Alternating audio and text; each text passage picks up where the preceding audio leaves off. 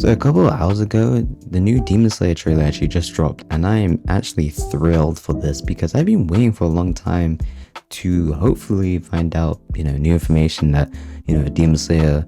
I'm not going to try to even say the title because I definitely not butcher it, but you're seeing it on screen, and I've been pretty hyped for this all year round, kind of in a way. I don't know why. I'm just being like, you know what? I actually thought the first game was really solid, and I was like, I could really use a new Demon Slayer game. And what did I get today? That and a cool announcement from Bleach. Yeah, just seemed like a anime game announcement day, I don't know.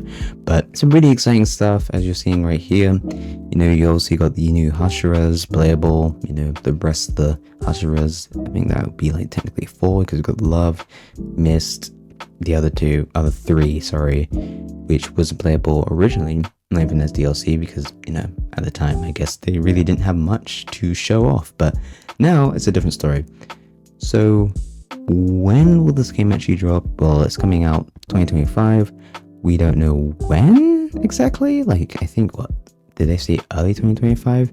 Yeah, I checked back. They didn't even say anything. They just said coming 2025. So, obviously, we have our year that's releasing, and well, as you can see from the trailer, we have some of the, like I mentioned previously, the characters. There's a little bit like some new stages. Obviously, some might be coming back, obviously, from the previous game to fill out some slots and space for, obviously, stages and maps and characters. I wonder if we'll get like new, I can't remember what they was doing beforehand. I think we had like the high school sort of like look.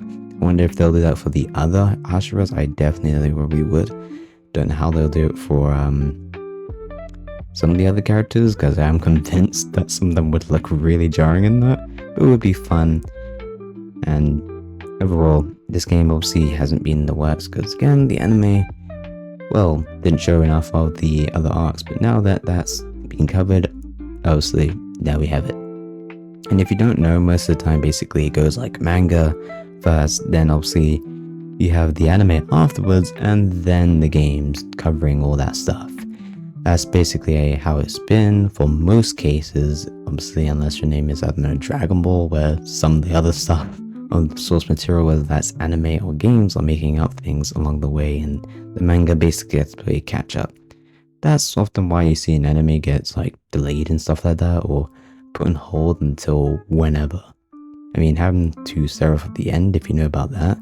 So, yeah, that's probably going to be a little bit of an annoyance when that does come back. Anyway, that's off topic. We've got a new Demon Slayer, and the only thing I will say, though, that something I do love about the first game is the balance. It is actually quite well balanced for the most part. There are instances where characters were quite OP, I will admit. Especially the one that could make the little threads and stuff like that.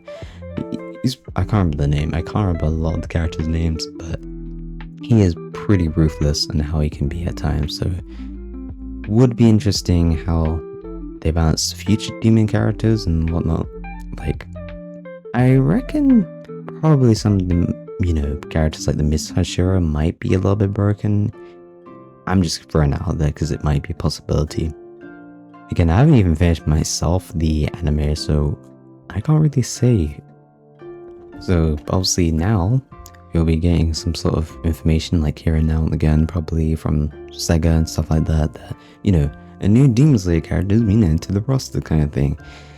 And yeah, I'm pretty happy with that. Let me know if you guys are also hyped for this game as much as I am, because I will admit I had a lot of fun with the first game. I think it was very fun, especially the combos were pretty nice and generous too. It feels so fluid, and I really hope they carry that over. It seems like it.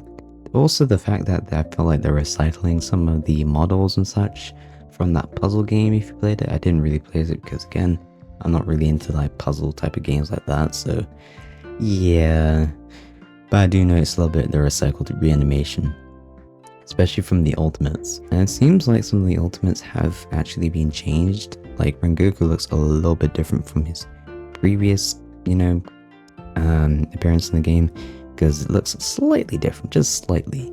I don't know, something about it seems extra. I could say the same about the other one. I believe got a lot of these characters' names. You know, the cold. I'll put him on screen, honestly. He appears to have a different ultimate than obviously that of the previous games, and looks a little bit nicer too. I don't know, some of the animation, again, I need to actually replay the game a little bit to remember some of the animations. I personally did like some of the maps and stuff like that when you actually explore. Obviously it wasn't as open as probably something like Naruto Ninja Storm, but it was still quite, you know, you can explore and do a little bit of detective work, which I actually did like. I will say the overworld was quite nice, and I wonder if they'll continue that, or maybe, I don't know, just be a select screen. I hope not. I actually did like that, and I hope they expand upon it too. Let me guys know obviously what you guys think of the game and what are your wishes for this game as well.